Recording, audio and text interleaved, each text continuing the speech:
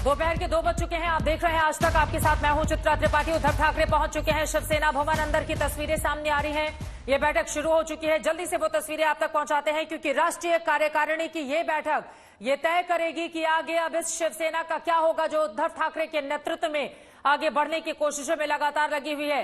आप देख पा रहे हैं मुख्य जो वहां पर मंच है, उसके ठीक सामने उद्धव ठाकरे बैठे हुए हैं। चेहरे पर मास्क है और अब ये बैठक शुरू हो चुकी है। यकीनन इस बैठक के जरिए न सिर्फ अपनी सरकार को बचाने की कवायद, बल्कि शिवसेना में जो बड़ी फूट पड़ी हुई है, शिवसेना पर बागी गुटों ने जो दावा कर दिया है कि आखिर असली मालिक कौन, अब लड़ाई उस बात को लेकर भी लड़ी जानी है। और उद्धव ठाकरे के सामने ये बड़ी चुनौती है। जब फेसबुक लाइव के जरिए मीडिया के सामने आए, देश के सामने आए, अपने प्रदेश के सामने आए, तो उनकी ओर से भावनात्मक अपील की गई थी, लौट आए तमाम लोग, मैं सबकी बात को मानूंगा, मैं कुर्सी छोड़ दूंगा, तमाम बातें उनकी ओर से कही गई थी। लेकिन अब इन तस्वीरों को देखकर आप अंदाजा लगा सकते हैं कि दरअसल वो इमोशनल अपील उनके काम नहीं आई। और अब अपनी पार्टी को बचाने की बड़ी चुनौती जिससे जूझ रहे हैं, क्योंकि दूसरी तरफ शिंदे गुट ने ऐलान कर दिया है कि शिवसेना बाला साहब ठाकरे गुट होगा हमारा, यही नाम होगा हमारी पार्टी का। हालांकि सीधे तौर पर सरकार को बड़ी चुनौती उनकी ओर से नहीं दी गई है। और अभी भी गुवाहाटी में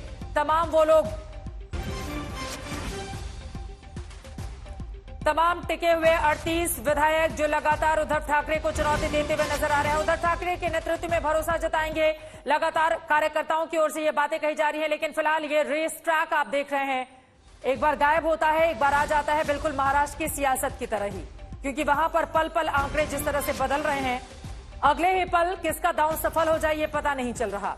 मुंबई में फिलहाल शिवसेना की कार्यकारिणी की बैठक शुरू हो चुकी है। जो बड़ी जानकारी इस वक्त की है, कार्यकारिणी में 3 प्रस्ताव पेश होंगे। 3 प्रस्ताव इस कार्यकारिणी में पेश किए जाएंगे। उद्धव ठाकरे के नेतृत्व में भरोसा जताया जाएगा। जो नेता वहां पर पहुंचे हुए हैं, एक प्रस्ताव इस बात का होगा कि हमारे नेता उद्धव ही हैं। मराठी अस्मिता और हिंदुत्व पर डटेगी शिवसेना। हिंदुत्व के मुद्दे पर जो बागी गुट है, लगातार उद्धव ठाकरे के नेतृत्व वाली शिवसेना को चुनौती दे रहा है। लेकिन फेसबुक लाइव में भी उद्धव ठाकरे ने कहा था कि हिंदुत्व और शिवसेना को अलग करके नहीं देखा जा सकता, हमने कोई कॉम्प्रोमाइज नहीं किया है। लेकिन दूसरा बागी गुट इस बात को मानने को नहीं है तैयार। और इस सब के बीच आपको बताते चले, डिप्टी स्पीकर को जो प्रस्ताव भेजा ईमेल से, उसके बारे में भी जानकारी सामने आ रही है। और कहा जा रहा है किसी एमएलए ने नहीं दिया था प्रस्ताव। ये इस वक्त की बड़ी जानकारी। विद्या हमारी संवाददाता जुड़ चुके हैं ज्यादा जानकारी के साथ। विद्या, क्या स्थिति है? 3 प्रस्ताव पेश किए जाएंगे, आगे क्या हो रहा है? बैठ चुके हैं उद्धव ठाकरे, नेतृत्व स्वीकार करते हुए मजबूती से लड़ाई कैसे बढ़ेगी आगे, इसको लेकर क्या बनाई जा रही है स्ट्रैटेजी? विद्या, बेसिकली स्ट्रैटेजी तो वही है। पिछले 2 दिन से हमने देखा, जो शिव सैनिक बार बार कहते आए हैं कि जो भी करेंगे उद्धव ठाकरे करेंगे, और यही बात आज भी करने को मिलेगी। उनके पूरी का जो निर्णय लेने का जो हक है वो सिर्फ और सिर्फ उद्धव ठाकरे के पास है। ये एक बार फिर ये पार्टी उनको जताना चाह रही है। और यही वजह है कि इस मीटिंग में जो भी निर्णय उद्धव ठाकरे लेंगे, कैसे उन बागी नेताओं से लड़ना है, किस तरह से स्ट्रैटेजी बनानी है, सब स्ट्रैटेजी बनाने का पूरा हक उद्धव ठाकरे को दिया जाएगा। इस वक्त स्ट्रैटेजी जरूर बनेगी कि क्या करना है उन लोगों के साथ जो गुवाहाटी में जाके हजारों किलोमीटर दूर जाके बैठे हैं और पार्टी की बात तक नहीं सुन रहे हैं, अपने ही शिव सैनिकों की बात नहीं सुन रहे हैं। इस तरह का बात कही जा रही है यहाँ पर। और इसी वजह से निर्णय इस बात का लिया जाएगा कि उद्धव ठाकरे आखिरकार उनका आखिरी निर्णय होगा कि वो जो कहेंगे पूरी पार्टी वही फॉलो करेगी। इस बात पर एक बार फिर से मुहर लगाई जाएगी। मुहर तो लगा दी जाएगी, लेकिन जल्दी से जरा अपना सेट दिखा देते हैं विद्या, और इसके जरिए अपने दर्शकों को बता देते हैं कि रेस ट्रैक पर जो दौड़ने की कोशिश दोनों ही नेताओं की ओर से की जा रही है, लेकिन रेस ट्रैक पर तो फिलहाल आंकड़ों के हिसाब से आगे चलते हुए दिखाई दे रहे हैं एकनाथ शिंदे। मैं चाहूंगी जरा ये रेस ट्रैक भी हम अपने दर्शकों को दिखा दें। मुस्कुराता हुआ चेहरा एकनाथ शिंदे का, ये देखिए। विद्या के पास हम चलेंगे, लेकिन उसके पहले जल्दी से दौड़ने की कोशिश और कवायद में लगातार लगी हुई है यहाँ पर पार्टियां। लेकिन रेस ट्रैक पर 38 विधायकों के साथ जो शिवसेना के हैं, उनके साथ शिंदे आगे की ओर बढ़ते हुए दिखाई दे रहे हैं। दूसरी तरफ है उद्धव ठाकरे, उनके लिए मुश्किल की एक घड़ी। हालांकि मॉनसूनी बादल जरूर छाए हुए हैं मुंबई में, लेकिन ये जो काले बादल हैं वो शिवसेना के अच्छे संकेत उद्धव ठाकरे के लिए फिलहाल नहीं दे रहे। लेकिन ऐसे में आज क्या होगा इस राष्ट्रीय कार्यकारिणी की बैठक के जरिए, ये बड़ा सवाल बना हुआ है। अंदर किन किन लोगों की मौजूदगी है विद्या, स्पेसिफिक आंकड़ा विधायकों और सांसदों को लेकर क्या मिल पाया है कि कुल कितने विधायक और कुल कितने सांसद समर्थन में पहुंचे हैं उद्धव के?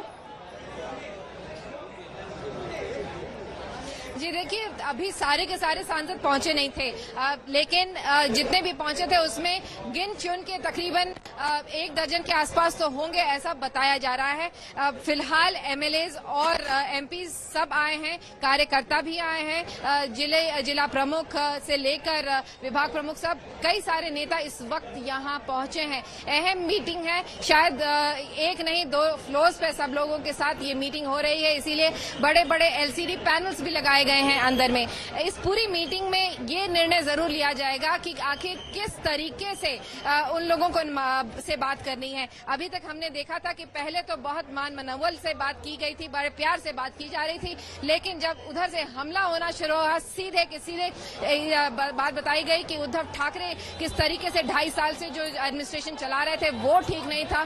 तो इस तरीके से जो आरोप लग रहे थे उसके बाद शिवसेना ने अपना रुख बदल लिया पूरे का पूरा। अब ये रवैया रह गया है कि उनसे अब प्यार से तो नहीं निपटना है, उनसे कैसे निपटना है उसका अब पूरी की पूरी स्ट्रैटेजी जो है वो अब यहाँ बन रही है। आप देख लीजिए, जो छोटा से छोटा शिव सैनिक यहाँ पे है वो इसी बात से जुड़ा हुआ है कि अगर एक बार उद्धव ठाकरे बस कह दें, वो अगर एक बार भी कह देंगे तो हम सड़क पर उतर आएंगे इन सारे एमएलए के खिलाफ। मैं लौटूंगी आपके पास। हमारा ये रेस ट्रैक बनकर तैयार हो गया है, हालांकि इसको बनाया हमने जरूर है, लेकिन दरअसल ये इस वक्त शिंदे और उद्धव ठाकरे गुट के बीच में ज्यादा चर्चा में बना हुआ है। कौन किससे आगे तेजी से दौड़ जाएगा अपने विधायकों को लेकर, इस रेस ट्रैक के जरिए आप समझने की कोशिश कीजिए।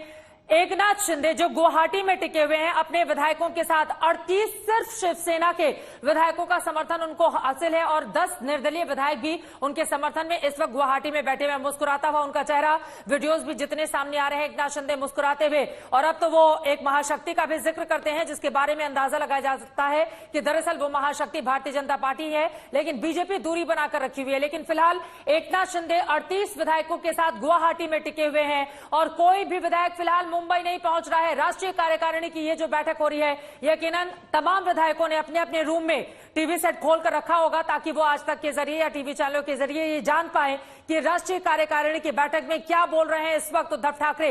वही उद्धव ठाकरे के लिए मुश्किल की घड़ी है। देखिए, पिछले समय वो काफी बीमार भी थे जिसका जिक्र उन्होंने फेसबुक लाइव के जरिए किया, और उसके बाद की स्थिति आज संजय राउत ने भी जब आज तक से बातचीत की तो उन्होंने कहा कि जब उद्धव ठाकरे बीमार हैं उसी समय इन लोगों ने पीठ में छुरा घोंपने की कोशिश की है। फिलहाल उद्धव ठाकरे के समर्थन में सिर्फ 17 विधायक हैं। यह आंकड़ा वो कैसे बढ़ाएंगे, बड़ा सवाल है। 55 सीटें जीती थी विधायकी के रूप में शिवसेना ने, लेकिन अभी 2 फाड़ हो चुकी है पार्टी। विद्या का एक बार फिर से रुख करते हुए, विद्या, बैठक शुरू हो गई है, अंदर से क्या जानकारी मिल रही है, क्या स्ट्रेटेजी बनाई जा रही है, जो 3 प्रस्ताव पेश होने हैं उसको लेकर क्या बड़ी खबर विद्या? जी देखिए, अभी पहले प्रस्ताव पर ही हालांकि निर्णय लेने में बहुत ज्यादा दूरी नहीं है, लेकिन इस वक्त जो बातें कही जा रही हैं, क्योंकि उद्धव ठाकरे भी लोगों से बात कर रहे हैं, वो एड्रेस कर रहे हैं, वो बातें रख रहे हैं अपनी तरफ से। देखिए, कल भी हमने देखा था जितनी भी पूरी मीटिंग्स हुई थी, चाहे वर्चुअल हो या फिजिकल, लेकिन उन सब मीटिंग्स में ये अपनी बात जरूर रख रहे थे। ये बता रहे थे कि आखिर जिस तरीके से आरोप लगाए गए हैं उनके ऊपर, उनमें कैसे सच्चाई नहीं थी, और यही वजह है कि इस वक्त भी आज भी इस मीटिंग में उद्धव अपना पक्ष जरूर रखेंगे, अपनी बातें जरूर रखेंगे, अपनी बात जो उन्होंने अभी इस पूरे 3-4 दिनों में महसूस की है, जो आरोप उनके ऊपर लगे हैं उन सब की सफाई वो फिर एक बार फिर देंगे, और उसके बाद आदित्य ठाकरे भी अपना विचार रखेंगे। देखिए, आला नेताओं के विचार रखने का भी ये मंच है, और यही वजह है कि सारे के सारे, जैसे संजय राउत भी हैं, तो सबके सब यहाँ अपने विचार जरूर रखेंगे। इन विचारों के आदान प्रदान, और अगर हमने जैसे लोगों से बात भी की थी, उनसे पूछा था, तो सबका कहना था कि जो छोटे नेता है उनसे पूछा जरूर नहीं जाएगा। विद्या, उसके बाद में लौटूंगी आपके पास। संकट के बीच मुंबई में सियासी हलचल तेज हो गई है। कहा यह जा रहा है कि रामदास कदम अनंत गीते मौजूद नहीं है। रामदास कदम अनंत गीते मौजूद नहीं है, ये बड़ी जानकारी। विद्या, इसको लेकर क्या खबर है? रामदास कदम क्यों नहीं पहुंचे, अनंत गीते क्यों नहीं पहुंचे, कहां हैं ये लोग? क्या ये भी शिंदे की तरफ तो नहीं चले गए? देखिए, आनंद गीते की तो ज्यादा जानकारी, लेकिन रामदास कदम उनको आना जरूर था, लेकिन वो नहीं आएंगे इस बात का भी पता था, क्योंकि रामदास कदम के बेटे योगेश कदम इस वक्त गुवाहाटी में हैं। जब उनके बेटे खुद रेबेलियन है, जो बात नहीं कर रहे हैं यहाँ पर, तो रामदास कदम किस बात को लेकर आते यहाँ पर, किस बात को रखते यहाँ पर, क्या सुनते वो यहाँ पे लोगों से? यहाँ पे तो उनका विरोध प्रदर्शन ही हो जाता। इसी वजह से रामदास कदम यहाँ नहीं आए हैं, और यही वजह मानी जा रही है कि उनका भी शायद, क्योंकि अहम नेताओं में उनका नाम जरूर शामिल है, तो हो सकता है उनको भी, जैसे कि हमने देखा कि एकनाथ शिंदे को यहाँ से कार्यकारिणी के अध्यक्षता से निकालने जल्दी से विद्या यहाँ पर शिंदे के नाम का जिक्र आ रहा है, यहाँ पर शिंदे के नाम का जिक्र आ रहा है। शिंदे जो एकनाथ शिंदे के बेटे सांसद हैं, वो भी नहीं पहुंचे हैं। पहले से माना जा रहा था कि वो तो अपने पिता को ही समर्थन कर रहे हैं। देखिए, उनकी भी यही समस्या है जैसे कि रामदास कदम की। वो कैसे पहुंचेंगे यहाँ पर जब उनके पिता यहाँ पे विरोध प्रदर्शन में लगे हुए हैं, यहाँ पे पार्टी को तोड़ रहे हैं, तो वो आखिर करके करेंगे क्या? यहाँ तो उनका विरोध प्रदर्शन शुरू हो जाएगा। यहाँ तो लोग कहीं उनको किसी तरह की नुकसान न पहुंचा दे, यही बात तक आ जाएगी यहाँ पर। जब लोगों में इतना गुस्सा है इस वक्त यहाँ इस पार्टी में कि आखिर इनकी जो पार्टी जो खुद से बनाई है इन्होंने इतने सालों में, उसे टूटते हुए देखेंगे, तो क्या वो उन लोगों पर अपनी नाराजगी नहीं निकाल देंगे? यही वजह है कि ये सारे नेता इस वक्त नहीं आ रहे हैं, क्योंकि उनका जुड़ाव उन लोगों से है जो कि गुवाहाटी में है। यही वजह है कि ये लोगों के आने की उम्मीद तक नहीं थी, और यही वजह है कि ये लोग आए नहीं हैं। ये अपने आप में बड़ी खबर इस वक्त की जो विद्या हमारी संवाददाता देती हुई हमें नजर आ रही है, और ये जो रेस ट्रैक हम आपको लगातार दिखा रहे हैं, आपको बता दें कि इसी के जरिए दरअसल पूरी की पूरी सियासत इस वक्त आगे की ओर बढ़ती हुई, क्योंकि एकनाथ शिंदे और 30 शिवसेना विधायकों के साथ आगे की ओर बढ़ते हुए मुस्कुराता हुआ चेहरा जो जले पर नमक छिड़कने का काम कर रहा है उद्धव ठाकरे के लिए। उद्धव ठाकरे के पास सिर्फ 17 ही हैं, सिर्फ 17 विधायक बाकी हैं। ऐसे में 38 विधायकों का समर्थन क्या वो ले आ पाएंगे? लेकिन अब तो आर पार की लड़ाई आमने सामने आ चुकी है। शिवसेना एक शिंदे के नेतृत्व में और एक उद्धव ठाकरे के नेतृत्व में। अब आगे बढ़ते हुए विद्या, सीधे आपका रुख करते हुए, चूंकि 16 विधायकों की सदस्यता रद्द कर दी जाए, सारा का सारा फोकस इस बात पर शिवसेना की ओर से किया जा रहा है। लेकिन कानूनी दांव पेचों के लिहाज से क्या ये इतना आसान रहने वाला है? उद्धव ठाकरे क्या लग रहा है कि इस तरह की चाल के जरिए वो कामयाब हो जाएंगे? विद्या जी, देखिए, डेप्यूटी स्पीकर ने अभी तक जो निर्णय दिया है वो जो उद्धव ठाकरे लेड शिवसेना है उसकी तरफ दिया है। जाहिर सी बात है, इसको मान लेना अपने आप में बहुत दिक्कत की बात हो जाएगी एकनाथ शिंदे के लिए और उन बागी नेताओं के लिए। इसलिए ये जो कल ही जो ऑर्डर पास किया है डेप्यूटी स्पीकर ने, ये कहते हुए कि नया लेजिस्लेटिव असेंबली का जो लीडर होगा वो दूसरा शख्स होगा और एकनाथ शिंदे नहीं होंगे, ये अपने आप में बड़ी दिक्कत की बात हो जाएगी, क्योंकि व्हिप कौन जारी करेगा? और यही वजह है कि दूसरा जो गुट बना है, जिसे जो लोग अपने आपको शिवसेना बाल ठाकरे कह रहे हैं, उस गुट को अपनी लड़ाई लड़नी पड़ेगी इस पूरी लीगल एंगल से। और यही वजह कि लोग कह रहे हैं बार बार कि उन्हें अदालत का रुख जरूर करना पड़ेगा। इस रुख के लिए या तो वो सुप्रीम कोर्ट जाएंगे या हाई कोर्ट जाएंगे। मोस्टली तो यही लग रहा है, जैसा कि वकीलों से भी मैंने बात की, उनका यही कहना है कि सुप्रीम कोर्ट का रुख जरूर करेंगे, उस आदेश को खारिज करवा के अपने आप को वापस लेजिस्लेटिव असेंबली का नेता को घोषित करवाने की कोशिश करेंगे और उसके बाद व्हिप जारी करेंगे। वरना सोच लीजिए, नई पार्टी बनाने में नया सिंबल, नया बहुत कुछ करना पड़ेगा शिंदे को। वो इस वक्त नहीं कर सकते हैं, क्योंकि बहुत जो लंबा लीगल प्रोसेस है, वो ओरिजिनल शिवसेना वो है, पूरा धनुष बाण उनका होना चाहिए सिंबल, ये सब प्रक्रिया उनको करनी पड़ेगी। बहुत लंबा चौड़ा प्रोसेस होगा। लंबी कुल मिलाकर प्रक्रिया तो होगी, लेकिन क्या सरकार और पार्टी बचेगी? जो बड़ा सवाल लेकर इस वक्त उद्धव ठाकरे मंथन करने के लिए बैठे हुए हैं शिवसेना भवन में। लगातार हर एक जानकारी आप तक आज तक पहुंचा रहा है, लेकिन इसी भी जल्दी से सुन लेते हैं दोनों ही गुट किस तरह से आमने सामने हैं और आंखें दोनों ही तरफ से कैसे तरेरी जा रही हैं। जरा सुनिए संजय राउत को और दूसरी तरफ शिंदे के बागी जो विधायक उनके साथ मौजूद हैं उन्हें भी। आप महाराष्ट्र से बाहर है भाई, आप महाराष्ट्र में आकर बात कर लीजिए। किसी की सुरक्षा नहीं निकाली, ये जिम्मेदारी हमारी नहीं है। लोगों का गुस्सा जरूर है, अब तक गुस्सा जो है उसका विस्फोट नहीं हुआ है, लेकिन हो सकता है। अभी मेरे पास सांगली के लोग आए, हमारे पूछना चाहते हैं हम लोग क्या करें, अगर ये लोग भड़क गए तो आग लग जाएगी। मैं आपको बताना चाहता हूँ, लेकिन सबको बोला है संयम रखो। मुझे विश्वास है जब ये विधायक मुंबई में आ जाएंगे तो हमारे पाले में आ जाएंगे। सीधे खुलेआम प्रेस के सामने वो सभी विधायकों के परिवार को खुलेआम धमकी दे रहे हैं कि आप बच जाओगे पर आपके परिवार को कौन महाराष्ट्र में बचाएगा। इस तरीके से संजय राउत धमकी देते हैं। तानाजी सावंत जो विधायक हैं महाराष्ट्र के, आज उनके ऑफिस में ऐसे कई उद्धव ठाकरे के गुंडे भेजकर उन्हें तोड़फोड़ किया। मुझे एक प्रश्न उद्धव ठाकरे जी को पूछना है, बड़ा आदरणीय बाला साहेब ठाकरे जी के एक भी स्पीच में, एक भी विचारधारा में आप कहीं बैठते हैं क्या? और मैं अमित शाह जी से विनती करूंगी कि उनके परिवार को सिक्योरिटी दी जाए, उनको सिक्योर किया जाए और हमारे महाराष्ट्र से उद्धव ठाकरे की गुंडेशाही ये बंद की जाए। संजय राउत और नवनीत राणा को आप सुन रहे थे। फिलहाल ये शिवसेना के 55 जो जीते थे 2019 में बीजेपी के साथ मिलकर जो चुनाव लड़ा गया था, लेकिन उसके बाद सरकार बन गई एनसीपी कांग्रेस के साथ, फिर हो गई बगावत। अभी बचे हैं 17। उद्धव ठाकरे के पास मुस्कुराते हुए आपको दिखाई दे रहे हैं एकनाथ शिंदे इस रेस ट्रैक पर अपने 38 शिवसेना के विधायकों के साथ। इसके अलावा 10 निर्दलियों का समर्थन भी गुवाहाटी में उनको मिला हुआ है। सीधे विद्या का रुख करते हुए विद्या, बड़ी जानकारी, कब तक ये मीटिंग चलेगी? और कहा जा रहा है कि थोड़ी देर में 16 बागी विधायकों को नोटिस भी संभव है, इस तरह की भी जानकारी निकलकर सामने आ रही है। डिप्टी स्पीकर विधायकों को नोटिस जारी कर सकते हैं, इस बाबत और क्या जानकारी मिल रही है विद्या? जी बिल्कुल, इन सारे बागी नेताओं के खिलाफ कार्रवाई करने की तो पहल शुरू कर चुकी है। ये पूरी की पूरी कार्यकारिणी की जो मीटिंग शुरू हो चुकी है यहाँ पर, उसमें उद्धव ठाकरे इस वक्त एड्रेस कर रहे हैं, लोगों से बात कर रहे हैं, बता रहे हैं, अपना पक्ष रख रहे हैं। इस वक्त अगर आप देख लीजिए अंदर से जो हमें दृश्य जो हमें देखने को मिला वो यही है कि उद्धव ठाकरे एक कुर्सी पर बैठे हैं और बाकी लोगों को से बात कर रहे हैं। वो बाकी सब एक तरफ है, उद्धव ठाकरे एक तरफ है, वो बात कर रहे हैं। इस वक्त जो चर्चा है उससे पहले स्पीच उद्धव ठाकरे अपनी जो बात है वो रख रहे हैं और उसके बाद ही कोई निर्णय लेने की गुंजाइश है इसके बाद ही, लेकिन निर्णय जरूर लिया जाएगा, ये बात पक्की है। क्योंकि ये जो नेशनल एग्जीक्यूटिव मीट है उसका ध्येय यही है कि उन लोगों के खिलाफ कार्रवाई करने की बात की जाए और यही वजह है कि इस मीटिंग में निर्णय लिया जाएगा। लेकिन अभी फिलहाल स्पीच और थोड़ी सी बातें अपनी रखने का जो सिलसिला है वो चल रहा है।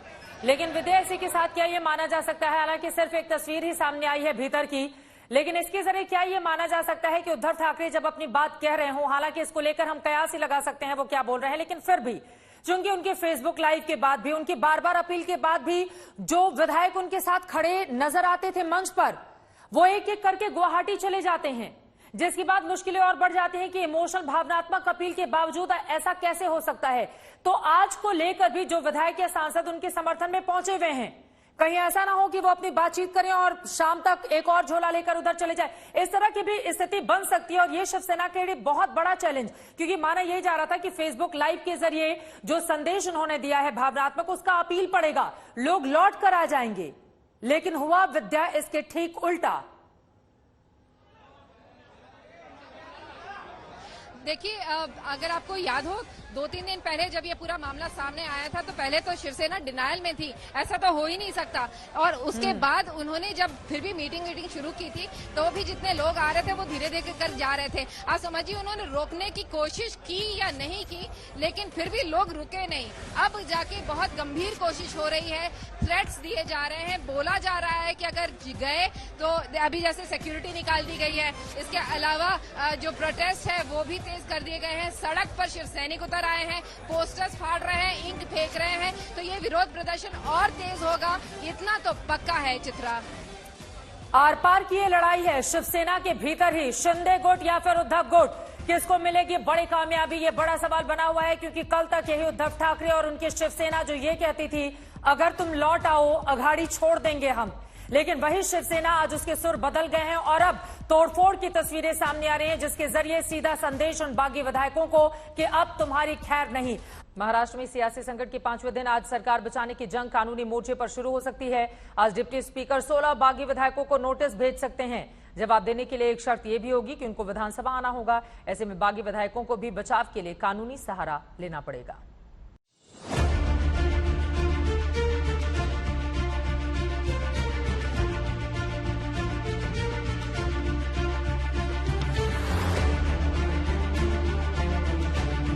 उद्धव सरकार की चूल्हे हिलाकर गुवाहाटी के होटल में अपने गुट के साथ जमे एकनाथ शिंदे नंबर गेम में आगे हैं, ये बात साफ है। इस बात को शरद पवार ने मातोश्री में हुई बैठक में उद्धव ठाकरे को समझा दिया है। इसके बाद अब ये पूरा मामला कानूनी जंग में तब्दील होता दिख रहा है। डिप्टी स्पीकर के जरिए शिंदे गुट को झटका देने की तैयारी है। महाराष्ट्र के एडवोकेट जनरल का महाराष्ट्र विधानसभा में आना इसी की तरफ इशारा करता है और एडवोकेट जनरल आशुतोष कुंभकोणी के आने के कुछ वक्त बाद ही ये फैसला हो गया कि शिंदे गुट के 16 बागी विधायकों को डिप्टी स्पीकर की तरफ से नोटिस थमाया जाएगा। उनको 26 जून की शाम 5 बजे तक जवाब देना होगा। विधायकों से कहा जाएगा कि वो विधानसभा में मौजूद रहें। इससे पहले शिवसेना की अर्जी को डिप्टी स्पीकर ने मंजूर कर लिया था। शिवसेना ने इन विधायकों को अयोग्य ठहराने की मांग की थी। तो ये वो कार्रवाई यह थी कि हमने कल कहा था कि हमारे उपाध्यक्ष साहब को हमने विनती की थी कि ये सभी जो विधायक है उनमें से कुछ 12 लोग नाम देते, फिर हमने 4 और बढ़ाए, 16 लोगों को अपात्र करने की बात हमने की थी। कल परसों में ये सारे जो सदस्य हैं उनको अपात्र करने की नोटिस जाएगी और वो उनको मिलेगी और उसके बाद में घमासान होगा। डिप्टी स्पीकर बागी विधायकों पर गाज गिराने वाले हैं, लेकिन शिंदे गुट पहले ही खुद स्पीकर नरहरी झिरवाल के खिलाफ अविश्वास प्रस्ताव का नोटिस दे चुका है और कह चुका है कि डिप्टी स्पीकर कोई भी बड़ा फैसला नहीं कर सकते। लेकिन शिवसेना इसको लेकर भी अपना तर्क दे रही है। उसका कहना है कि डिप्टी स्पीकर के खिलाफ दिया गया नोटिस ही गैर कानूनी है। उन्होंने मांग किया उसके ऊपर अविश्वास बताने की, वो मांग की, वो भी कानूनन नहीं है। मांग करने वाले ऑथेंटिक होने चाहिए, मांग करने वाला विधायक होना चाहिए। विधायक कहाँ है पता नहीं, नोटिस कितने भेजी पता नहीं, तो उधर क्या हो गया, नोटिस कौन दे रहा है? वो तो ऑथेंटिक साइन होगा मेल पे, तो मेल पे नहीं आई, नोटिस आई है, नोटिस पे ऑथेंटिसिटी नहीं है। अब जरा डिप्टी स्पीकर नरहरी झिरवाल की बात सुनिए, जो कह रहे हैं कि एक्शन कानून के मुताबिक होगा। कानून में जो जैसा होगा वैसा करूंगा। वैसा तो लगता है वो जांच करने के लिए उसको सामने बुलाना पड़ेगा। मैं अभी पढ़ रहा हूँ क्या क्या है वो, उसके बाद मैं डिसीजन लूंगा। शिंदे गुट ने ताकत तो जुटा ली, लेकिन अब देखना यह है कि कानूनी जंग में वो अपने बचाव में क्या तर्क देता है। मुंबई से साहिल जोशी के साथ ऋत्विक, आज तक। इस वक्त आप देख पा रहे हैं रेस ट्रैक पर 2 चेहरे जिनके इर्द गिर्द पूरी की पूरी महाराष्ट्र की सियासत इस वक्त चल रही है, आगे की ओर बढ़ रही है। लेकिन इन 2 चेहरों में से एक चेहरा आपको मुस्कुराता हुआ ऐसे नजर आ रहा है क्योंकि उसका ये दावा है उसके पास बहुमत है। शिवसेना को लेकर आंकड़े उसके पास ज्यादा हैं। एकनाथ शिंदे गुवाहाटी में बैठे हुए हैं और वहीं से महाराष्ट्र की पूरी सियासत को एक ध्रुवीय करने की कोशिश लगातार उनकी ओर से की जा रही है। दूसरी तरफ उद्धव ठाकरे मीटिंग में पहुंच चुके हैं, मीटिंग शुरू हो चुकी है। जानकारी ये निकलकर सामने आ रही है और बड़ी खबर, शरद पवार उद्धव ठाकरे की कल शाम को बैठक हुई थी, उस पर बड़ी खबर ये आई है। एनसीपी ने सवाल पूछा, बगावत को कैसे नहीं भांप पाए आप? उद्धव ठाकरे से सवाल पूछा है। बगावत की भनक ना लगने पर एनसीपी ने हैरानी जताई है। इतनी बड़ी बगावत और आप भांप नहीं पाए, बगावत पर प्रतिक्रिया क्यों नहीं? एनसीपी ने यह सवाल पूछा है उद्धव ठाकरे से। शरद पवार उद्धव ठाकरे की कल बड़ी बैठक, अजित पवार भी जिसमें पहुंचे हुए थे, उसमें एनसीपी ने यह सवाल पूछा कि इतनी बड़ी बगावत और आप भांप तक नहीं पाए, अपनी पार्टी के लिए कितनी मुश्किलें खड़ी कर दी हैं। बहुत सारे ऐसे सवाल जिनका सामना उद्धव ठाकरे को करना पड़ा था, लेकिन यहां पर एनसीपी के लिए भी सवाल। खुफिया विभाग तो उसी के पास है। इतनी बड़ी बगावत हो जाती है और एनसीपी के नेता क्या इस चीज को नहीं भांप पाते और उद्धव ठाकरे को जानकारी नहीं दे पाते? यकीनन ये राजनीतिक विश्लेषकों का सवाल है, लेकिन एनसीपी ने उद्धव ठाकरे से पूछा, इतनी बड़ी बगावत और आप इसको भांप पाने में सफल कैसे नहीं रहे? यकीनन इसका जवाब देना उद्धव ठाकरे के लिए काफी मुश्किलों भरा रहा होगा, या फिर उद्धव को ऐसा लगा होगा कि चूंकि हिंदुत्व के नाम पर या बाला साहब ठाकरे के नाम पर वो इंटैक्ट करके रख पाएंगे, लेकिन ऐसा संभव नहीं हो पाया। साहिल जोशी हमारे संवाददाता जुड़ चुके हैं। साहिल, ये जो खबर है कि आप बगावत को क्यों नहीं भांप पाए, क्या कर रहे थे उद्धव ठाकरे? आप इतनी बड़ी बगावत और संभाल नहीं पाए। एनसीपी ने कल की बैठक में 2 टूक सवाल किए उद्धव ठाकरे से, क्या दिया जवाब उद्धव ने? देखिए, कुछ एप्रीहेंशंस थी एनसीपी के नेताओं के मन में, वो एप्रीहेंशंस उनके सामने रखी गई और वो एप्रीहेंशन के हिसाब से अगर हम देखें तो उनको ये पूछा गया कि जो मुंबई में विधायक आपके साथ में थे, आपके साथ वर्षा में देखे गए थे, आपके साथ मीटिंग में दिखाई दिए थे, वो कैसे उसी दिन चले गए। उद्धव ठाकरे का कहना था उसी पर उनको गुस्सा है, जो उनको प्रॉमिस करके गए कि वो आपके साथ में है, वो भी उसके बावजूद चले गए। एक और चीज उनको पूछी गई कि बाहर ये बातें चल रही है कि क्या आप खुद ही ये रिवॉल्ट करवा रहे हैं ताकि कल उठकर आपको अगर बीजेपी के साथ जाना है तो उसके लिए आपको कारण पैदा हो, इसीलिए आपके नजदीकी विधायक भी यहां से उठकर जा रहे हैं। उस पर उद्धव ठाकरे हंसे और उसके बाद हमने देखा कि शाम को जब उद्धव ठाकरे ने पार्टी के कार्यकर्ताओं को संबोधित किया, उस संबोधन में उद्धव ठाकरे ने स्पेसिफिकली कहा कि मैं खुद अपने पीठ पे छुरा क्यों भोंकूंगा, मैं ये इस चीज में नहीं हूं। जो एक एप्रीहेंशंस, कंफ्यूजन पार्टी कैडर में था कि क्या ये पार्टी के अंदरूनी चीज से बगावत हो रही है, क्या सचमुच में ये बगावत है या पार्टी के हाईकमान के आशीर्वाद से ये सारी चीजें हो रही है, ये राजनीति समझाने की कोशिश आखिरकार उद्धव ठाकरे ने की है। दूसरी बात, उद्धव ठाकरे को शरद पवार की तरफ से यह भी पूछा गया कि क्या इसके बारे में आपको जानकारी थी। उस पर उद्धव ठाकरे ने यह भी कहा कि कुछ दिन पहले उन्होंने खुद एकनाथ शिंदे को चर्चा के लिए बुलाया था। एकनाथ शिंदे को पूछा था कि कुछ समस्या है तो बताइए। एकनाथ शिंदे ने उन्हें बताया कि उन्हें कांग्रेस एनसीपी के साथ नहीं जाना है। उस पर उद्धव ठाकरे ने कहा कि क्या हम उस बीजेपी के साथ बैठेंगे जो हमारे घर पर रेड्स करवा रही है, किरीट सोमैया जो हमको बदनाम करने की कोशिश कर रहे हैं, उनके साथ जाकर हम कुर्सी शेयर करेंगे, यह नहीं हो सकता। उसके बाद एकनाथ शिंदे ने फंड्स के बारे में कहा। उस पर उन्होंने कहा कि जी फंड्स के बारे में हम सोच सकते हैं, मेरी तबीयत ठीक, सुन लीजिए एक मिनट, तबीयत ठीक नहीं है। लेकिन उसके बाद आखिर में शरद पवार ने इस बात को कहा कि देखिए आप अपनी लड़ाई जितनी हो सकती है आप लड़िए, हम आपके साथ में। तो आखिरकार जो कुछ चीजें एनसीपी के नेताओं के मन में थी, वो चीजों का क्लैरिफिकेशन कल उद्धव ठाकरे से लिया गया है। कुल मिलाकर अब यह लड़ाई लीगल भी होने वाली है और इस तरीके से स्ट्रीट पर हम देख रहे हैं कि अलग अलग जगह पर प्रदर्शन चल रहे हैं। चित्रा, चलिए ठीक है साहिल, इस सवाल के साथ भी मैं आपके पास लौटूंगी कि खुफिया विभाग एनसीपी के पास है तो जानकारी क्यों नहीं दी गई। इतनी बड़ी बगावत होने जा रही है और छोड़ छोड़ के सूरत और गुवाहाटी नेता जाने वाले हैं। लेकिन उसके पहले सवाल यह है कि ना बहुमत की धार ना शिंदे हो रहे तैयार, क्या करेंगे उद्धव ठाकरे। बड़ी बैठक तो बुलाई गई है, आगे की रणनीति पर विचार विमर्श किया जा रहा है। लेकिन संजय राउत जब सामने आए आज तक के सवालों के, तो उनकी ओर से कैसे दो टूक कहा गया कि अब आर पार की लड़ाई का मन हम बना चुके हैं। उनसे बातचीत की है मेरी सहयोगी मौसमी सिंह ने, सुनिए। खबर है वहां आज तक है और आज तक के साथ इस खास बातचीत में हमारे साथ शिवसेना के chief trouble shooter Sanjay Raut जुड़ रहे हैं, जो एक पेशे से एक पत्रकार भी मैंने कहा थे, वो उन्होंने कहा है वो अभी भी सामना में लिखते हैं। पर बहरहाल बात करते हैं जिस तरह से लगातार कल कुर्ला में हमने देखा और अब तानाजी सावंत के दफ्तर में तोड़फोड़, आपकी चेतावनी है क्या कानून व्यवस्था अस्त व्यस्त होने वाली है महाराष्ट्र में? क्या होती है कानून व्यवस्था? देखिए महाराष्ट्र में सब कुछ ठीक है, लॉ एंड ऑर्डर की बात करें, शांतता हो, सब कुछ ठीक है। लेकिन लोगों का गुस्सा, अभी देखिए अग्निवीर का मामला है, लोग गुस्से में है, लोग सड़क पर उतर गए। लोगों को अगर एक चीज पसंद नहीं पड़ती है, ये जनता है, पब्लिक राय है, तो लोग सड़क पर उतर जाते हैं। चाहे महाराष्ट्र हो, चाहे गुजरात हो, चाहे बिहार हो, चाहे यूपी हो, चाहे जम्मू कश्मीर हो, आप पब्लिक राय को, आक्रोश को रोक नहीं सकते और उसको आप ये कानून है या कानून के खिलाफ है, ये आप जामा नहीं पहन सकते। संजय जी, ये तो आपके कार्यकर्ता है ना, आपने कल चेतावनी दी कि मुंबई आओ, अल्टीमेटम खत्म हो गया है, चुनौती दी उनको मुंबई आने की। नहीं, ये तो कार्यकर्ता है, आप इनको पब्लिक से कैसे जोड़ सकते हैं? क्यों नहीं, कार्यकर्ता पब्लिक नहीं क्या? यही कार्यकर्ताओं ने आपको चुन को दिया है। आप शिवसेना के उम्मीदवार बने, शिवसेना ने आपको टिकट दिया, शिवसेना के कार्यकर्ताओं ने खून पसीना बहाया, सब कुछ दिया, पैसा भी दिया चुनने के लिए, आपको विधायक बनाया और अब भाग जाते हो। तो कार्यकर्ता तो गुस्से में हो गए।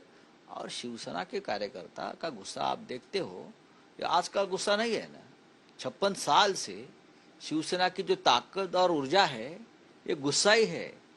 हम लोग जो जीते हैं, मरते हैं, सांस लेते हैं, हर सांस में हमारा गुस्सा होता है, एक चीड़ होती है। मैंने क्या कहा कल कि आप मुंबई में आइए, ये अल्टीमेटम की बात नहीं है। मैंने कहा आप आपके घर के हैं, आप हमारे बच्चे हैं, दोस्त है, भाई है, वहां सूरत में भागते हो, गुवाहाटी में भागते हो। अब मुझे किसी ने बोला कि गोवा में जा रहे हो। ये दर दर की ठोकरें खाने की जरूरत क्या है? आप घर में आइए, हमसे बात करिए। उद्धव ठाकरे साहब बैठे हैं आपके लिए। आपके साथ क्या गलत किया है पार्टी ने और उद्धव जी ने, आप मुझे बताइए। ऐसे आप करेंगे तो वो डरेंगे आने से। किसी का ऑफिस आप तोड़ा जा रहा है, कुर्ला में उनके घर पे को निशाना बनाया जा रहा है। तो कोई शुरुआत भी नहीं हो गई है। देखो मैं आपको बताता हूँ, अभी शुरुआत भी नहीं हुई। ये शुरुआत हमने किसी को कुछ बोला है नहीं। ये लोग अपने आप कुछ करने जा रहे हैं। और बात रही डर की, डर तो रहना ही चाहिए। कोई भी ये डेमोक्रेसी में, सिर्फ मैं शिवसेना की बात नहीं कर रहा हूँ, किसी भी पार्टी के बारे में बात करूंगा। आप अगर हमारे पार्टी से चुनकर आते हो, आप कांग्रेस पार्टी से चुनकर आते हो, आप से चुनकर आते हो और पार्टी बदल लेते हो, आप इस्तीफा दीजिए और वापस मैदान में जाइए, हम कुछ नहीं कहेंगे। लेकिन आप पार्टी हाईजैक करना चाहते हो पैसे के बल पर, तो क्यों नहीं मैं बोलूं, क्यों नहीं उद्धव ठाकरे बोलेंगे? हम बोलेंगे, जरूर करेंगे और एक्शन भी कर लेंगे। क्या करेंगे? ज्यादा से ज्यादा क्या करेंगे? क्या हमको सब पता है, कौन कितने पानी में है, कौन कितने जमीन में है, कितने जमीन के नीचे है। आपने कहा अभी तो कुछ नहीं हुआ, तो पिक्चर अभी बाकी है। हाँ, पिक्चर शुरू होगा, पिक्चर शुरू होगा। आप आइए। हिंसा ही रास्ता है क्या? क्योंकि जिस तरह से जो तस्वीरें आ रही हैं, जिस तरह से तोड़फोड़ हो रही है, लोगों का गुस्सा है। महाराष्ट्र में ये नहीं चलता है, ये गुस्सा है, गुस्सा रहेगा और गुस्सा रहना भी चाहिए। ये आग है शिवसेना, हम इस आग को कभी बुझने नहीं देते। ये बाला साहब ठाकरे जी ने हमको कहा है, ये राख नहीं होनी चाहिए शिवसेना, ये आग ही रहनी चाहिए। और उसमें आप हमेशा आग जलने के लिए जो भी डालना है उसमें वो डालते रहिए संविदा। केंद्रीय बीजेपी कह रही है कि आप धमका रहे हैं, चेतावनी दे रहे हैं, धमका रहे हैं आप। देखो, अगर आप हमारे विधायकों को इस तरह से किडनैप करेंगे, आप उनकी पूरी व्यवस्था करेंगे, आपके लोग वहाँ सिक्योरिटी में बैठेंगे, आपके पार्टी के, मैं देख रहा हूँ, मेरे पास फोटो है, यहाँ से गुवाहाटी तक सब कुछ करेंगे, और आप हमारा गुस्सा अगर हम नहीं निकालेंगे तो कैसा होगा? कि हम क्या नामर्द है? हम नामर्द नहीं है। क्या होगा? सत्ता चली जाएगी ज्यादा से ज्यादा। और क्या होता है? सत्ता जाती है, सत्ता आती है। किसने कहा है कि 2024 में मोदी जी आएंगे? आ भी सकते हैं, नहीं भी आ सकते हैं। फडणवीस साहब को लगा था क्या सत्ता जाएगी? 106 आमदार विधायक लेकर बैठे थे, सत्ता चली गई। ये सत्ता और बहुमत ये बहुत बड़ा चंचल है। चलिए सत्ता छोड़ दीजिए, असली शिवसेना किसके पास है? ठाकरे। ये आते हैं, लोग चले जाते हैं। छगन भुजबल जी भी, नारायण राणे भी, और भी। शिवसेना सिर्फ ठाकरे नाम पर जिंदा है और शिवसेना का आत्मा ठाकरे नाम से जुड़ा है। ये शिंदे, राणे, भुजबल जी, बहुत लोगों ने कोशिश की, लेकिन जमीन से जुड़े हुए जो लोग हैं, कार्यकर्ता है, वो हमेशा बाला साहब ठाकरे का ही जय जयकार करेंगे। और हम बाला साहब ठाकरे के भक्त है तो भक्ति करो, मंदिर बनाओ उनका। पार्टी का हाईजैक करने का कोशिश करेंगे तो तलवार को तलवार भिड़ेंगी, बंदूक को बंदूक भिड़ेगी। आप फिर से धमकी दे रहे हैं, आज तक पर धमकी दे रहे हैं। मैं धमकी नहीं, मैं बात कर रहा हूँ। तलवार पे तलवार भिड़ेगी, बंदूक से बंदूक। हमारे जो वाणी है वो भी तलवार है ना। हमारी भाषा, बाला साहब की भाषा, बाला साहब के शब्द भी तलवार और बंदूक के गोले जैसे थे।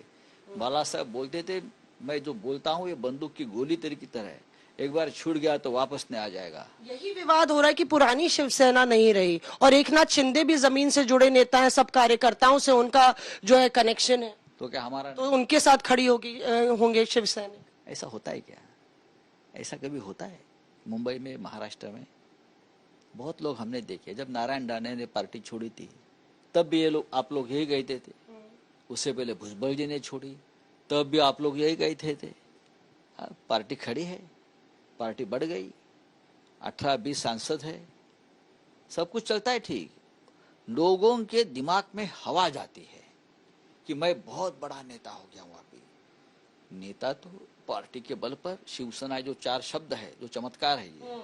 हाँ, ये चमत्कार है। आप मंत्री बनते हो, आपके पास बड़े बड़े पोर्टफोलियो आते हैं, आपके पास फिर पैसा आता है, धन आता है, उस पैसे से आप विधायक खरीद लेते हैं पार्टी के ही, उनको गुलाम बना लेते हो और बोलते मैं पार्टी का बॉस हूँ। पार्टी का बॉस एक ही है, ठाकरे। जिसका नाम ठाकरे है वही पार्टी का बॉस है, मैं नहीं या और कोई नहीं।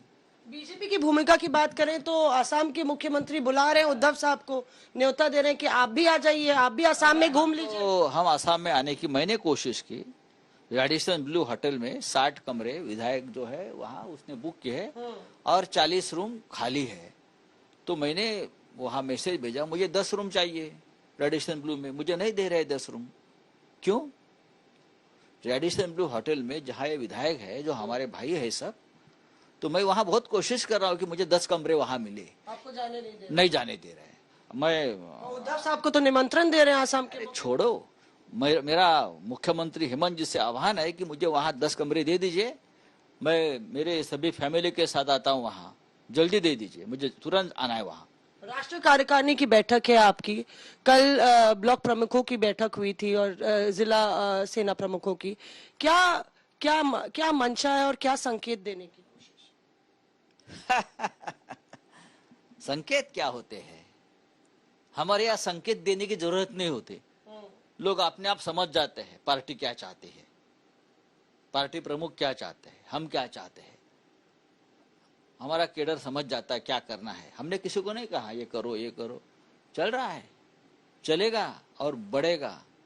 अगर आग लगी तो बुझेगी नहीं। सीधे भड़का रहे हैं। अब तो अगर मगर की कहीं बात और गुंजाइश भी नहीं रही। अगर आग लगी तो बुझेगी नहीं। संजय राउत आर पार की लड़ाई के मूड में न सिर्फ आ चुके हैं बल्कि अब खोलकर धमकी दे रहे हैं, बिना किसी किंतु परंतु के। आप उनको सुन रहे थे। फिलहाल बड़ी बैठक इस वक्त चल रही है शिवसेना भवन के भीतर। उद्धव ठाकरे की मौजूदगी है। विद्या हमारी संवाददाता लगातार हर एक जानकारी आप तक पहुंचाते हुए, विद्या सीधे आपके पास आते हुए, अंदर क्या चल रहा है, क्या मंथन हुआ अब तक, किस तरह की जानकारी मिल रही है अंदर से? देखिए, अंदर तो मीटिंग का दौर शुरू हो चुका है। मीटिंग में वो लोग डिस्कस कर रहे हैं किस तरह से क्या करना है।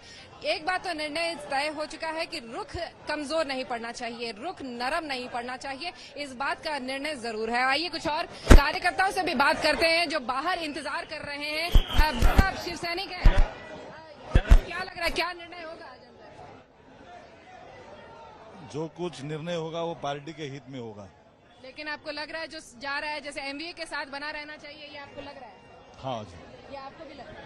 दादा, आप शिव सैनिक हैं, क्या रुख क्या लग रहा है, क्या होगा, क्या निर्णय होगा? देखिए, अभी मीटिंग चल रही है अंदर में, जो भी होगा निर्णय अपने पक्ष में ही होना चाहिए, ऐसी अपेक्षा है। अपनी पक्ष मतलब क्या होता है? शिवसेना शिवसेना तो दो, शिवसेना उद्धव साहब के पक्ष में ही, उद्धव साहब ही मुख्यमंत्री रहे, यही हमारी भगवान से मनोकामना। वहां पर जो कार्यकर्ता पहुंचे हुए विद्या, उनका ये कहना है उद्धव ठाकरे ही मुख्यमंत्री बने रहे, वही हमारे नेता है। लेकिन इन सब के बीच एकनाथ शिंदे जो नेता बनने की कोशिश में है शिवसेना के, उनके घर के बाहर सुरक्षा बढ़ा दी गई है। आशुतोष मिश्रा हमारे संवाददाता जुड़ चुके हैं। आशुतोष, चूंकि जिस तरह सावंत के घर पर, दफ्तर पर तोड़फोड़ की गई पुणे में, उसके बाद ये कयास तेजी से लगने लगे थे कि बाकी जगहों की सुरक्षा बढ़ाई जाए। किस तरह की तस्वीरें दिखाएंगे हमारे दर्शकों को आप, आशुतोष? बिल्कुल एंटीसिपेट किया गया था चित्रा, और रूरल थाने का जो ग्रामीण इलाका थाने जहां से एकनाथ शिंदे आते हैं, ग्रामीण इलाकों में प्रोहिबिटरी ऑर्डर जारी किए गए हैं। और अगर उनके घर के बाहर की अभी तुरंत तस्वीर देखें, इससे पहले मैं आपको समर्थकों तक ले चलूं जो यहाँ पर पहुंचे। 4 बजे भीड़, ये देखिए, ये जो दस्ता आ रहा मार्च करते हुए इधर मेरे यहाँ पीछे की तरफ से, और बाकी यहाँ जो भीड़ खड़ी हुई है, तो ये अंदेशा था कि कहीं यहाँ पर, चूंकि ये गढ़ है एकनाथ शिंदे का, और अगर जो शिव सैनिक हैं या उद्धव ठाकरे समर्थक है ये जमा होते हैं, इनके बीच क्लैश होता है, तो तस्वीर कहीं बिगड़े ना। तो जाहिर है लॉ एंड ऑर्डर देखते हुए प्रोहिबिटरी ऑर्डर जारी किया गया। भारी सुरक्षा, ये देखिए यहाँ से ये मुख्य गेट है और यहाँ से लगभग कुछ कदम की दूरी पर उनका बंगला है। तो ये आवास पर तो आप यहाँ व्यवस्था देख पा रहे हैं। अब दूसरा ये भी है कि इस प्रोहिबिटरी ऑर्डर को रूरल थाने में लगाया गया। शहर में 4 बजे, देखिए पहले से ही समर्थक जुटने शुरू हो गए हैं। अब ये है कि 4 बजे एकनाथ शिंदे के जो समर्थक है वो यहाँ पहुंचेंगे। हम पहले ही तस्वीरें देख चुके कि कैसे उनकी और बाल ठाकरे की ये तस्वीरें एक साथ लगाई गई, जिसमें से उद्धव ठाकरे, आदित्य ठाकरे नदारद हैं। लेकिन अब जब ये गुट बट रहा है, फैक्शन बट रहा है, तो वो जो बिखराव है वो समर्थकों के बीच में दिखेगा। लेकिन ठाणे चूंकि एकनाथ शिंदे का गढ़ है, उनके गुरु आनंद दिघे का घर है, तो यहाँ से जो तस्वीर आपको दिखती है वो ऐसी कि ये बैनर पोस्टर लेकर के तमाम सारे लोग मार्च करते हुए, ये स्थानीय लोग हैं और खासकर जो समर्थक है एकनाथ शिंदे के, ये मार्च करते हुए बैनर लेकर निकले हैं, नारे लगाते हुए। और ये तस्वीर आपको पूरे थाने में दिखाई पड़ेगी। लेकिन अब है लोग, एक बार इनसे बात भी कर लेते हैं कि आखिर शिवसेना का ये बिखराव, जो समर्थक है वो एकनाथ शिंदे के साथ होंगे या शिवसेना के साथ होंगे, कार्यकर्ताओं के लिए आगे क्या? हम लोग एकनाथ शिंदे साहब के साथ में है और भाई ने बोले नहीं है कि हम सेना छोड़े करके, भाई ने हिंदुत्ववादी के लिए बात की है। हाँ, हिंदुत्ववादी है सेना। ठीक है आशुतोष, हिंदुत्ववादी के मुद्दे पर भाई आगे बढ़ रहे हैं तो हम उनके साथ हैं। एकनाथ शिंदे के समर्थकों को आप सुन रहे थे और इस वक्त एक बड़ी खबर गुवाहाटी से आ रही है, सीधे उस पर हम लोग करेंगे। गुवाहाटी में शिंदे गुट की बैठक शुरू हो चुकी है। 38 शिवसेना के विधायक, 10 निर्दलीय विधायक बैठे हुए हैं। मीटिंग शुरू हो चुकी है। एक तरफ जहां मुंबई में शिवसेना भवन में उद्धव ठाकरे कर रहे हैं मीटिंग, तो दूसरी तरफ गुवाहाटी में शिंदे गुट की बड़ी बैठक शुरू हो चुकी है। अब बैठक के भीतर से क्या निकलकर सामने आता है और किस तरह की तस्वीरें आती हैं सामने, सबसे ज्यादा महत्वपूर्ण यही रहेगा जानना। शिवसेना में हुई बगावत के पीछे एकनाथ शिंदे सबसे बड़ा चेहरा है। दावा यही है कि 3 दर्जन से ज्यादा शिवसेना विधायकों का उन्हें समर्थन है। महाराष्ट्र से दूर गुवाहाटी में बागी विधायकों की परेड करा रहे हैं, लेकिन महाराष्ट्र में अब बागी विधायकों के खिलाफ शिवसेना के कार्यकर्ताओं ने मोर्चा खोल दिया है।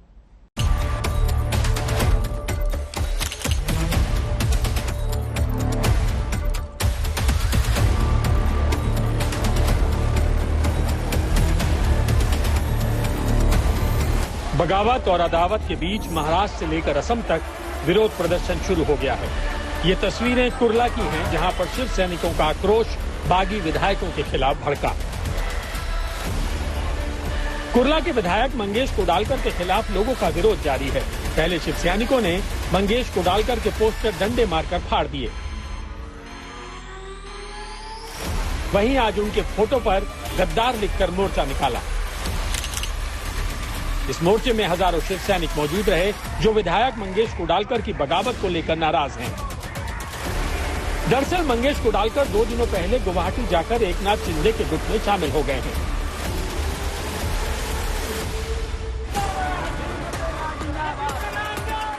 ये तस्वीरें मुंबई की हैं, जहां पर बागी शिवसेना एमएलए तानाजी सावंत के खिलाफ पार्टी वर्कर्स का गुस्सा भड़का।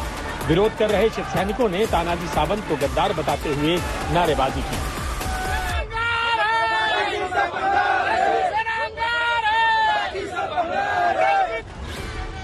गुस्से की आग महाराष्ट्र के अलग अलग शहरों में भड़क रही है। ये तस्वीरें औरंगाबाद की हैं, जहां पर बागी विधायकों के खिलाफ शिव सैनिकों ने प्रदर्शन मार्च निकाला।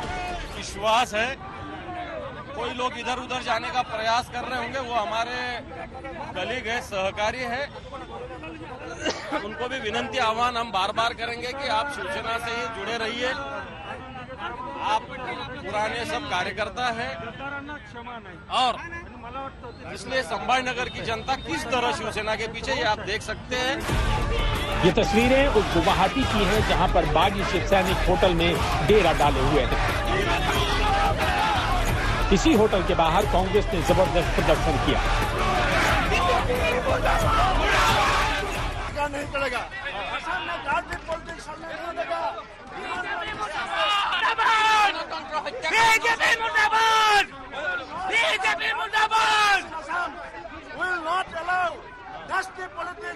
politics in Assam. Eknath Shinde should go back immediately. Otherwise, he will face very dangerous consequence. He should not disturb in this crucial time. Assam is We don't want the money politics from Assam. We ask the Maharashtra people to go back to Maharashtra.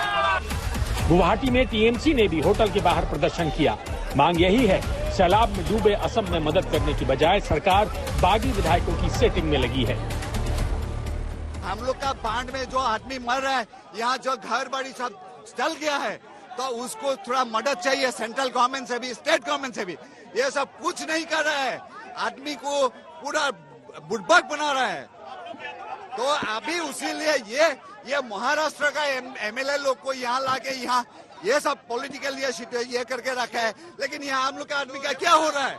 पहले हम लोग का बाढ़ का central government एक पैसा भी नहीं दिया, स्टेट गवर्नमेंट कुछ मदद नहीं कर रहे हैं, आदमी लोग मर रहे हैं। उसीलिए ये हम लोग का ये डिमांड है कि ये सब बंद करो, ये पॉलिटिक्स वाला ये सब बिहार जाके महाराष्ट्र में करो। ये महाराष्ट्र का कि ये यहाँ करने का कोई जरूरत नहीं है। ये तृणमूल कांग्रेस की ओर से अचानक यहाँ धरना प्रदर्शन शुरू हो गया है, जहाँ पर एकनाथ शिंदे के गुट के लोग ठहरे हुए हैं। होटल के बाहर तृणमूल कांग्रेस के कम से कम 20 से 25 लोग अचानक से झंडा लेकर एक तरह से गुरिल्ला वॉर की तरह यहाँ पर आ धमके हैं। और ये कल से ही तृणमूल कांग्रेस की ओर से लगातार असम सरकार पर प्रहार किया जा रहा है। कहा जा रहा है कि जिस वक्त असम पूरी तरह से बाढ़ में डूबा हुआ है, ऐसे में जो रॉयल हॉस्पिटैलिटी दी जा रही है वो बिल्कुल भी गलत है। और उसी के मद्देनजर ये विरोध प्रदर्शन यहाँ पर तृणमूल कांग्रेस की ओर से अचानक शुरू हो गया है। आज तक ब्यूरो।